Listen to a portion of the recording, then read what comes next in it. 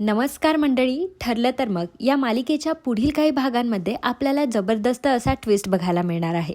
तर मित्रांनो, आपण बघितलं की सायलीने आणि अर्जुनने सुमनची गोडाऊनमधून सुटका केलेली असते आणि सुमनला घेऊन आता ते सुभेदारांच्या घरी येतात.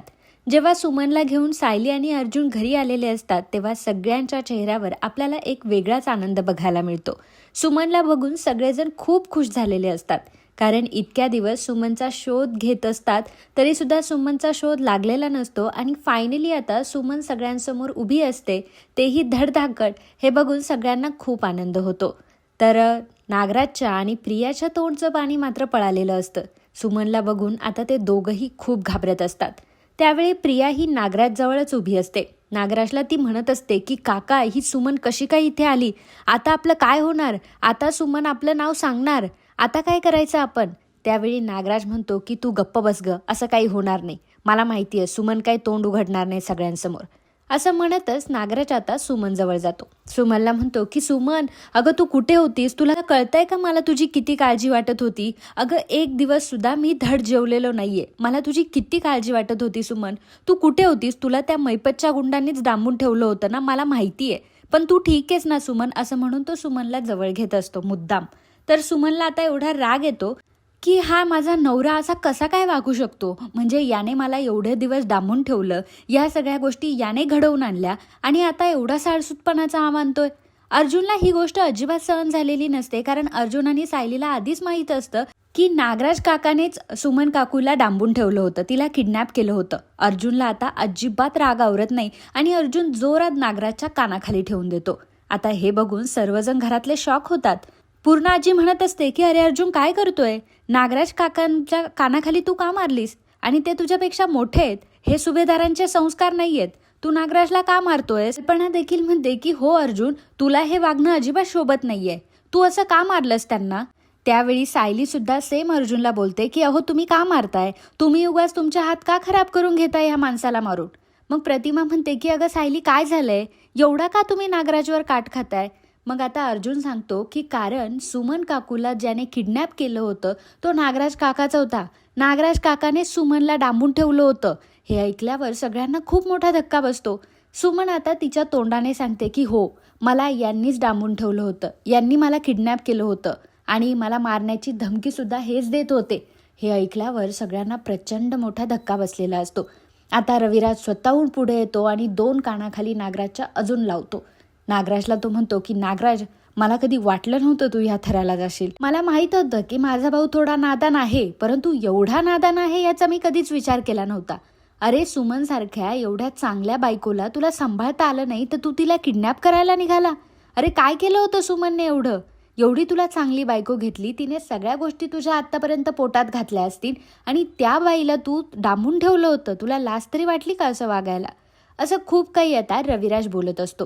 घरातले सगळेजण आता नागराजवर तुटून पडलेले असतात. नागराज आता या सगळ्याच्या सगळ्या गोष्टी स्वतःने केल्याच नाहीये असं सांगायला लागतो आणि म्हणतो की याच्यामध्ये माझी काही चूकच नाहीये आणि सुमन उगाच माझ्यावर आळ घेते. या सुमनला तर त्या मैपतने किडनॅप केलं होतं. मला माहित नाहीये सुमन असं का बोलते. तो सुमनला देखील म्हणत असतो की सुमन, अगं तुला काय झालंय? तुझ्या डोक्यावर काही परिणाम वगैरे झालाय का की तू माझं नाव घेते या सगळ्यामध्ये? तर सुमन फक्त रागाने नागराजकडे बघत असते. अर्जुनला आता ते सहन होत नाही आणि मग सायली आता पुढाकार घेते. सायली आता नागराजला म्हणते की नागराज काका, मला तुमचा जरा मोबाईल दाखवा. नागराज तो मोबाईल पहिल्यांदा तिच्या हातात देत नसतो, परंतु सगळेजण आता नागराजवर प्रेशर आणतात म्हणून नागराजने तिच्या हातात फोन दिलेला असतो. मग आता सायली तो व्हिडिओ ओपन करते, ज्या व्हिडिओमध्ये एका व्यक्तीने सुमनचा तो व्हिडिओ काढलेला असतो, ज्यामध्ये सुमनला बांधून ठेवलेलं असतं आणि तो व्हिडिओ नागराजला पाठवलेला असतो. तो व्हिडिओ आता सगळ्यांसमोर प्ले केला जातो आणि त्यातून हे सगळं साबित होतं की या सगळ्याचा खरा सूत्रधार हा नागराज आहे आणि नागराजने सुमनला किडनॅप करून ठेवलं होतं. आता पुरावा सुद्धा भेटलेला असतो. त्यामुळे अर्जुन लगेचच इन्स्पेक्टर सावंत यांना कॉल करतो. सावंतांना तो सांगतो की सुमन काकूच्या किडनॅपरचा आपण आतापर्यंत शोध घेत होतो, तर तो किडनॅपर आता सापडलाय. तुम्ही लवकरात लवकर इथे या.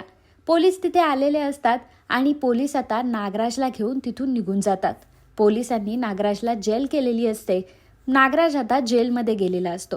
नागराजला आता मैपतच्याच वॉर्डमध्ये ठेवलेलं असतं. ज्यावेळी नागराज मैपतच्या वॉर्डमध्ये येतो त्यावेळी मैपत हा मोठमोठ्याने हसत असतो आणि म्हणतो की काय नागराज शेठ, तुम्ही पण आले की इथं? तुम्ही तर खूप नाकाने कांदे सोलत होता की तुम्ही इथं कधी येणार नाही म्हणून, आणि काय करणार, असा जर एखाद्याच्या पाठीत खंजीर खुपसला तर आपल्यासोबत सुद्धा हेच होणार. त्यावेळी नागराज म्हणतो की मैपत, जास्त बोलू नको हा, तुला माहिती आहे ना, तुला माहिती आहे ना मी कोण आहे आणि माझ्या हातात काय आहे ते. त्यावेळी मैपत म्हणतो की हो मला माहिती आहे, मी तर माझ्या तोंडाने नाव नाही सांगितलं बाबा तुमचं. आता तुमच्या बायकोनेच तुमचा खेळ उद्ध्वस्त केलाय म्हटल्यावर काय करायचं. मी तर कुठे काय बोललो, मी तर माझ्या लेकीमुळे गप्प बसलो होतो. मी माझा शब्द नाही फोडला. कारण मैपत, पहिल्यापासून मी तुला शब्द दिला होता की तुझी साथ निभवेल, पण तू मात्र माझ्यासोबत खूप मोठी गद्दारी केलीस. तू मला डांबून ठेवलंस, मला पोलिसांच्या हवाले केलंस, तरीसुद्धा मी तुझं नाव घेतलं नाही. आणि तू तू तिकडं सगळ्यांना सांगत फिरत होता की ज्या बायकोला सुद्धा मी किडनॅप केलंय. तुला काय वाटलं मला या गोष्टी कळत नाही? मला सगळं कळतं रे, परंतु मी बोलत नाही. योग्य वेळ आली तरच मी बोलतो. आता मैपत नागराजला म्हणत असतो की चल आता तर आपण दोघं सोबतच राहणार आहे. शेवटी दोस्त जिथं आहे तिथं दुसऱ्या दोस्ताने असायलाच पाहिजे की नाही. आता काय, आता आपल्याला आयुष्यभर सोबतच राहायचंय की इथं. आणि मला आनंद आहे की ज्याचा खरा सूत्रधार आहे तो इथपर्यंत आलाय. तर नागराज म्हणतो की मैपत, तू जरा जास्त बोलतोय हा. हे बघ, तुला माहिती आहे ना मी काय करू शकतो. माझे अजूनही बाहेर गुंड आहे. मी आत्ताच्या आत्ता साक्षीला किडनॅप करायला सांगू शकतो, कारण साक्षी कुठे आहे हे फक्त मला माहिती आहे. त्यावेळी मैपत म्हणतो की काय नागराज शेठ, तुम्ही आत्तापर्यंत मला एवढंच ओळखलं का? अहो, तुमच्या बायकोने तुमचा गेम उद्ध्वस्त केलाय, मी अजून नाही केला. तुमच्या बायकोने हे सांगितलंय की त्यांनी मला किडनॅप केलं होतं, परंतु मी अजून हे रिव्हील नाही केलंय की त्या ॲक्सिडेंटचा खरा मास्टरमाइंड हे तुम्ही होतात म्हणून. तुम्ही देवाचे आभार माना की माझं तोंड अजून बंद आहे. ज्या दिवशी माझं तोंड उघडेल ना त्या दिवशी तुम्हाला फासावर जायला लागेल, एवढं लक्षात ठेवा. त्यामुळे आता जर तुम्ही वाचलेले आहात ना ते पण फक्त माझ्यामुळे. माझ्या साक्षीला काही करून तर बघा, नाही दुसऱ्या क्षणाला तुमचं नाव इथं सांगितलं ना तर माझं नाव सुद्धा मैपत नाही आहे. आता मैपत आणि नागराज दोघांकडेही दोघांची एक एक गोष्ट असते, त्यामुळे दोघंही आता गप्प बसलेले असतात. दुसरीकडे प्रियाला मात्र चांगलाच घाम फुटलेला असतो, कारण सुमन काकू आता तिच्या समोर आलेली असते आणि गोडाऊनमध्ये सुमन काकूने आपल्याला बघितलंय की काय अशी भीती तिला वाटत असते. आणि जर सुमन काकूने आपल्याला ओळखलं तर मात्र आपलं काही खरं नाही. आपल्याला हे घर सोडून निघून जावं लागेल आणि आजचा आपला शेवटचा दिवस आहे असं तिला वाटत असतं. त्यामुळे ती तिच्या बेडरूममध्ये निघून गेली असते.